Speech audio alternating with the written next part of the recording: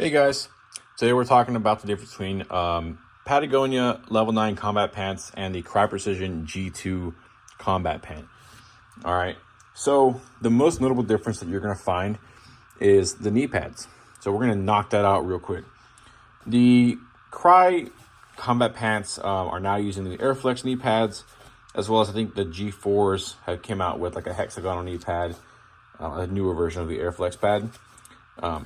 They're pretty simple. They just pop in these slots here, and you'll have that external, exposed knee pad. Everyone should be familiar with these and how they work. For those that aren't, there's plenty of other videos out there showing that. The Patagonia combat pads or combat pants, they have two separate parts here for the knee pad. So the first one is an inner pad that will essentially slip into a pocket here.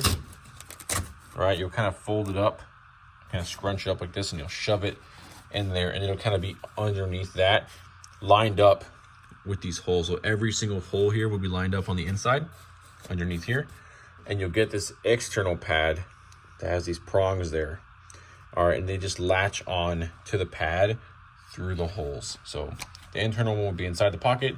You'll get this one, and you'll just latch it on like that, and you'll lock these little tabs here, and that's essentially how the knee pads work on those.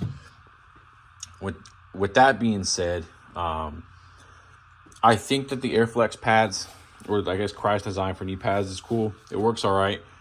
I do find that when I'm like really breaking brush, these knee pads will have a tendency to pop out. Just depends on what you're doing. With my Patagonia pads, however, I don't usually run the external pads. I've had some issues with them, again, with the same thing, the locking mechanisms coming undone and popping off. However, I've never had an internal pad pop out or slip out because, it's wrapped around your knee. It's almost impossible for it to come through there. I love running just the internal pads by themselves. They feel amazing. They're lightweight. You don't feel anything. It's awesome. But that's essentially going to do it for the knee pads. So we'll start from the left to the right. Starting here at the ankle section, the Patagonia ankle Velcro is kind of thin when you compare it to the G2 equivalent. All right. The tab's a bit skinnier. Okay. See there? Versus the G2 tab. It's a bit shorter and fatter. All right. Short and fat, long and skinny. We don't discriminate here. We love combat pants. All right. Ankle pockets. They're pretty similar. I don't really see any really major differences between the ankle pockets. Maybe the Patagonia one has a little bit more room. It seems a little bit wider compared to the Crye one. But then again, the Patagonia one has cut corners and the Crye one doesn't. So just, that's something to think about. I never really use my ankle pockets, so it's not really a big concern to me. The Patagonia one's got the one tab for Velcro, and the Crye one also has one tab for Velcro. All right, moving up to the thigh pockets.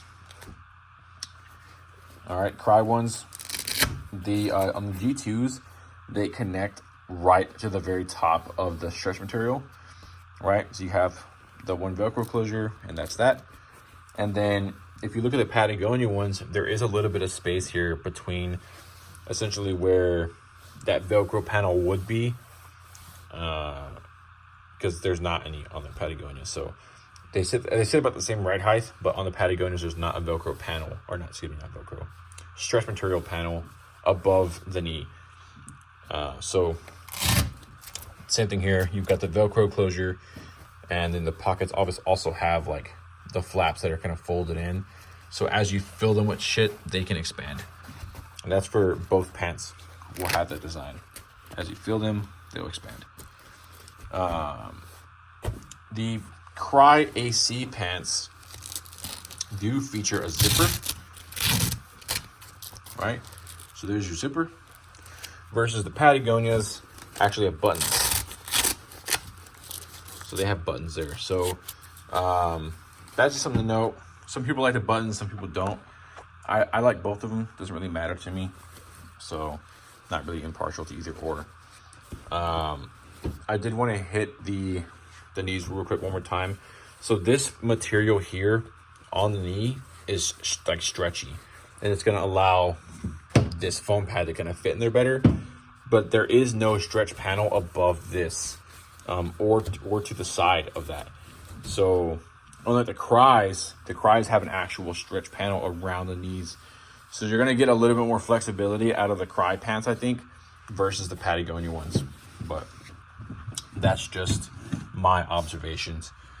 I've ran both of them for a long time. Obviously the multicam variants and stuff like that in my time in the Army. And I personally have always preferred the Patagonia ones, but like there's nothing wrong with the Cryes either. To each their own. So talking about the backside of the pant, okay. The Patagonia pants have a different, like rear knee fucking locking mechanism. Like, what's the word, man? The fucking Velcro behind the knees. They've got different Velcro than the Cryes. So comparing the Velcros, the Crye pants only have the single, like one-sided Velcro. I don't know about you guys. I've kind of always felt like my Crye pants, the knee pad like shifts over like outwards away from my knees when I just use the one strap. It's kind of uncomfortable, feeling like the pad not sitting properly above my knee. Versus the Patagonia ones, you get adjusters on both sides. All right, you get one on the left and on the right, so you can perfectly center it exactly where it needs to be on your fucking knee. I really love that about the Patagonia pants. It's something I wish the Crye pants did. Unfortunately, they didn't. But that's basically that for the knees. The rear pockets. So if you look at the Patagonia pants, they don't have rear pockets. Shocker, right? So none of the Patagonia combat pants that I own have rear pockets. That's something that I don't really like, because I do enjoy using my rear pockets. I like to put my phone back there, or whatever. But the Crye pants do, right? They've got the classic G2 pocket with the one square Velcro. But you gotta pick your preference. There's pros and cons to both of them. So like the Crye pants having only one side of Velcro just for the knees, Patagonia having both, but Patagonia loses rear pockets, Cryes don't.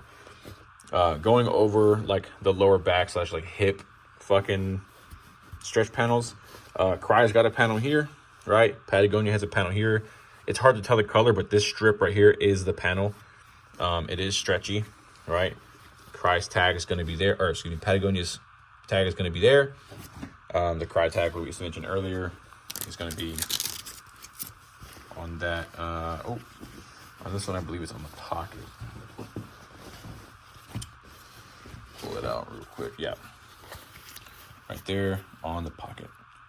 So that's just something to note for the pants. The G2s are going to have that tag here in the cargo pocket. Patagonias, they're only going to have their tag behind the waist. So that is a quick overview on the Patagonia and Crye combat pants, at least the Crye G2s. I don't have any G3s here to compare. I'm sorry, I'm not a G3 connoisseur. I don't own any. All the shit I have is just G2 stuff and Patagonia stuff. But if you guys like the video, please like and subscribe.